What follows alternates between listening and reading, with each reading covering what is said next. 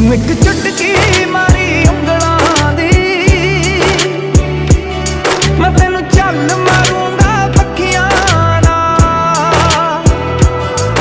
ਮੈਂ ਚੰਨ ਸਿਤਾਰੇ ਕੀ ਕਰਨੇ, ਮੈਨੂੰ ਇਸ਼ਕ ਹੋ ਗਿਆ ਅੱਖੀਆਂ ਨਾਲ,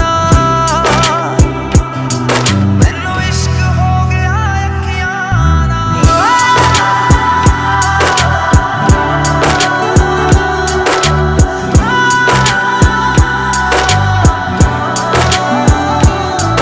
ਇੱਕ ਤਾਰ ਖੜਕਦੀ ਰਹਿੰਦੀ ਐ, ਮੈਂ ਸ਼ਾਮ ਸਵੇਰੇ ਸੁਣਦਾ ਹਾਂ ਕਿਕਰਾਂ ਦੇ ਪੀਲੇ